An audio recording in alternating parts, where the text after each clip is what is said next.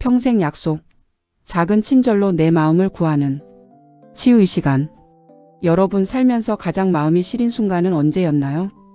아마도 힘들다고 말했을 때 돌아온 내가 너무 약해서 그래라는 차가운 비난 때문이었을 겁니다.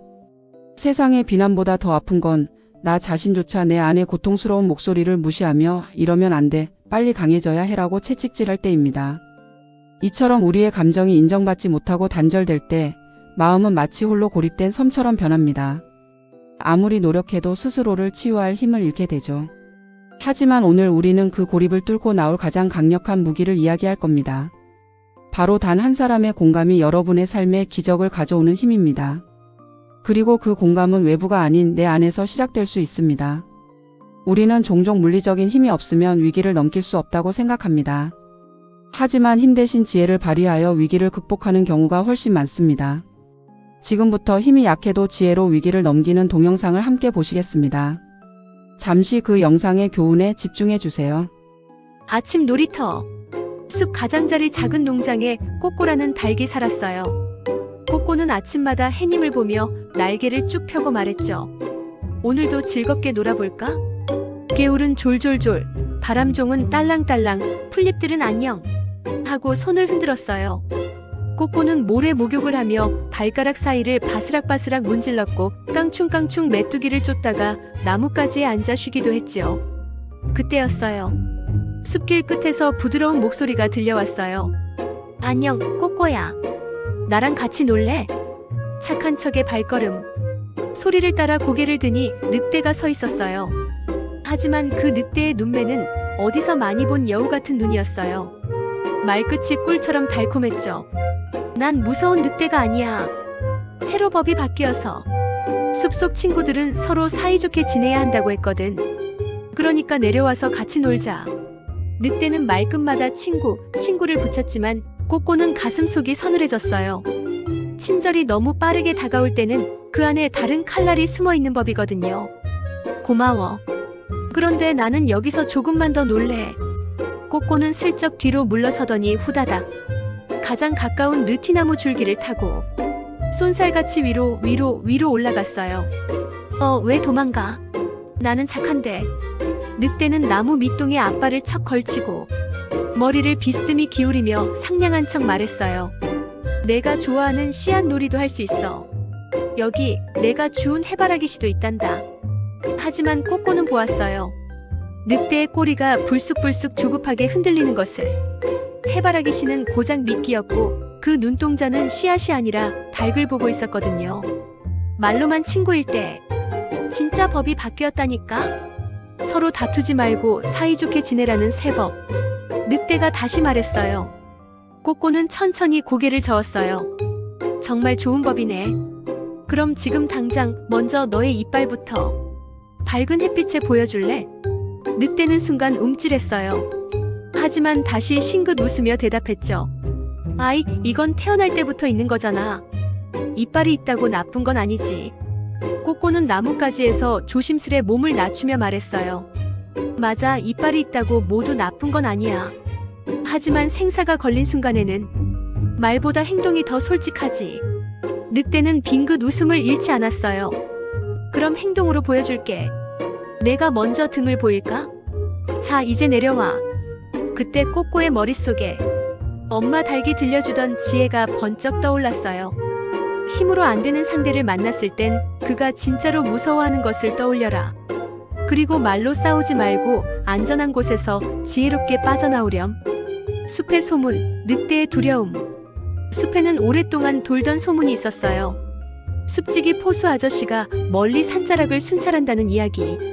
그 발소리는 토끼에게도 여우에게도 그리고 늑대에게도 낯설지 않은 두려움이었죠. 꼬꼬는 심호흡을 하고 연극을 시작했어요. 저쪽에요. 꼬꼬는 일부러 두리번 고개를 돌리며 날개깃을 바스락 떨었어요. 눈동자가 커지고 목소리가 작아졌다가 커졌죠.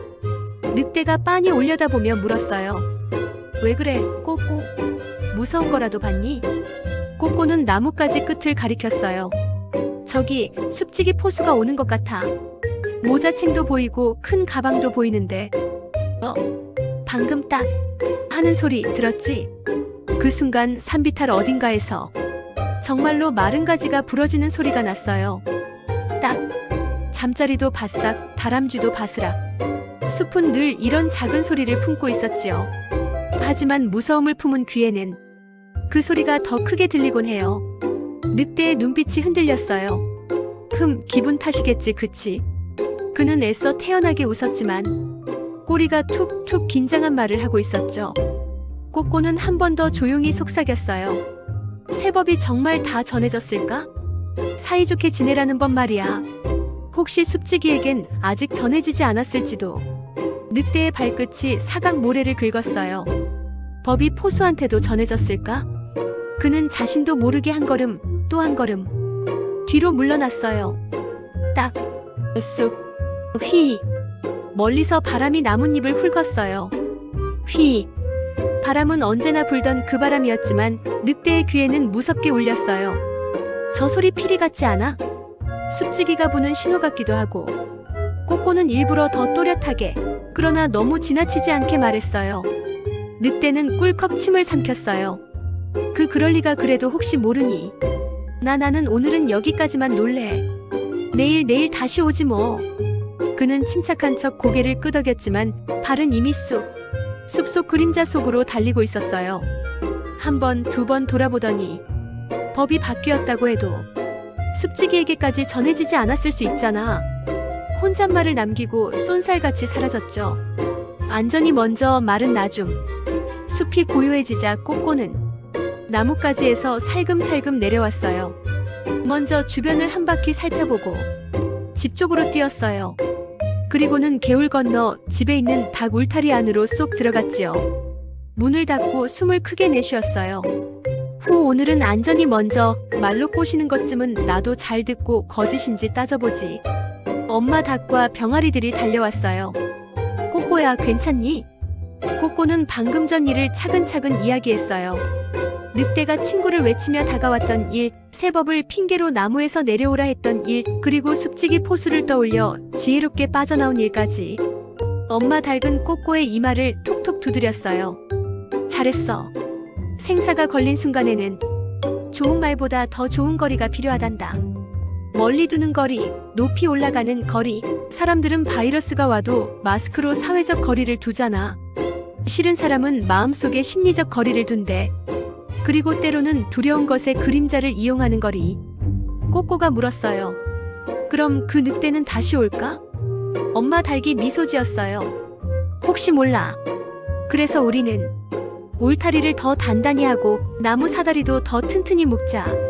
또 낮에는 여럿이 함께 다니고 밤이면 문단속을 잘하고. 꼬꼬가 고개를 끄덕였어요. 응. 그리고 내가 먼저 친절의 겉모습에만 속지 않도록 눈과 귀를 같이 열어둘게. 숲속 회의. 소문은 금세 숲속으로 퍼졌어요. 다람쥐들은 도토리를 모으며 수군댔고 토끼는 귀를 쫑긋 세웠지요. 늑대가 법을 말했대. 그런데 행동은 안 바뀌었대. 부엉이 선생님이 나뭇가지에 앉아 말했어요. 참 얄궂구나. 진짜 법은 종이에만 있지 않단다. 우리의 발걸음과 손에도 있어야 하지. 그 말에 숲속 친구들이 고개를 끄덕였어요. 그럼 우리도 법을 만들자. 무슨 법? 이름하여 진짜 사이좋은 법. 부엉이 선생님이 천천히 조목조목 읽었어요. 1. 위험을 모르면 가까이 가지 않는다. 2. 겉말보다 속뜻을 살핀다. 3. 힘이 부족하면 도움을 청한다. 4. 높은 곳 안전한 곳을 먼저 찾는다. 5. 혼자보단 함께. 꼬꼬가 손날개를 들었어요. 여기에 하나만 더요. 그가 무서워하는 것을 떠올려 나를 지키는 지혜를 택한다. 난 누구도 다치게 하진 않는다. 모두가 박수쳤어요. 좋다, 진짜 사이좋은 법. 다시 찾아온 그림자. 며칠 뒤 저녁 노을이 기울 무렵 숲길에 또다시 그림자가 비쳤어요. 이번엔 늑대가 노랫소리를 흥얼거리며 왔지요. 라라라, 나는 착한 친구.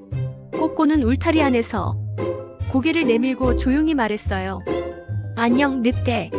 오늘은 멀리서 인사하자. 늑대가 활짝 웃었지만 여전히 그 웃음은 너무 빨랐고 너무 달았어요. 오늘은 진짜로 놀자. 내가 먼저 등을 보일게. 냈지? 꼬꼬는 대답 대신 작은 쇠방울을 흔들었어요. 링링 하는 소리. 숲지기의 개가 달고 다니는 소리와 묘하게 닮은 울림이었죠. 늑대의 귀가 쫑 올라갔어요. 눈동자가 조금 커지고 걸음이 느려졌지요. 그 방울은 어디서 났니? 친구에게 선물 받았어. 멀리서도 서로를 알아보려고. 그리고 혹시 진짜 위험이 오면 숲지기에 알리려고도. 늑대는 한참 말이 없었어요. 마침내 어깨를 으쓱하고 말했지요. 그래, 오늘은 패스. 다음에 보자. 그리고 다시 숲 그림자 속으로 사라졌어요. 마음의 울타리. 그날 밤 꼬꼬는 별을 보며 생각했어요. 울타리는 나무로만 만드는 게 아니구나. 마음에도 울타리가 있어야 해. 겉으로 달콤한 말이 불쑥 들어오지 못하게 내 마음에 문지기는 지혜여야 해. 그리고 조용히 다짐했지요. 낯선 다정함이 너무 빠르게 다가오면 한 걸음 물러서기. 생사가 걸린 순간엔 높은 곳 안전한 곳을 먼저 여럿이 함께 다니기. 그리고 상대가 무서워하는 것을 떠올려 나를 지키는 똑똑한 방법 고르기. 누구를 해치려는 게 아니라 내 안전을 지키기 위해서. 새벽의 약속. 동이 트자 꼬꼬는 다시 해님을 향해 날개를 폈어요. 오늘도 즐겁게 놀아볼까? 하지만 즐거움보다 먼저 안전. 개울은 졸졸졸, 바람종은 딸랑딸랑. 풀잎들은 잘 잤어? 하고 웃었지요. 꼬꼬는 어제보다 조금 더 지혜롭게, 어제보다 조금 더 멀리 보고 나무 아래를 걸었어요. 그리고 가끔 나뭇가지 끝에서 숲을 내려다보며 친구들에게 말했지요. 친절한 척 다가오는 말이 늘 좋은 마음을 품고 있는 건 아니야. 내 힘으로 상대할 수 없는 적수를 만나면 그가 무서워하는 것을 떠올려 지혜롭게 살아가자. 말로 이길 수 없는 순간엔 안전한 거리와 현명한 선택이 우리를 지켜줘. 그 말은 숲을 따라 멀리 멀리 퍼져나갔고 아이들은 그 말을 마음의 울타리로 삼았답니다. 이렇게 해서 낡은 나무에서 내려와 집으로 무사히 돌아왔고 숲은 한층 지혜로워졌어요.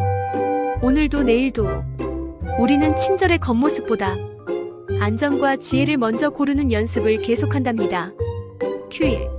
늑대가 말한 세법이 정말 좋았다면 왜 행동은 달라지지 않았을까요? 큐이. 꼬꼬가 가장 먼저 한 안전 행동은 무엇이었나요? 높은 나무로 올라가기, 혼자가 아닌 여럿이 함께 다니기, 울타리 닦기. 큐3. 그가 무서워하는 것을 떠올리는 지혜는 누구를 해치기 위해서가 아니라 내 안전을 지키기 위해서 쓰인다는 걸 기억해요. 큐4. 우리 생활에서 비슷한 상황이 온다면 낯선 사람이 갑자기 너무 친절하게 다가올 때 등 어른에게 알리기, 안전한 곳으로 피하기, 친구와 함께 다니기를 떠올려요. 여러분은 방금 힘 대신 지혜로 위기를 극복하는 모습을 보셨습니다.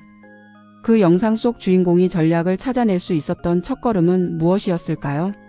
바로 자신의 현실과 감정을 있는 그대로 인정한 것입니다. 솔직한 감정을 외면하지 않았고 그 인정을 통해 가장 효과적인 지혜 전략을 찾아낼 수 있었습니다. 이것이 바로 공감의 기적입니다.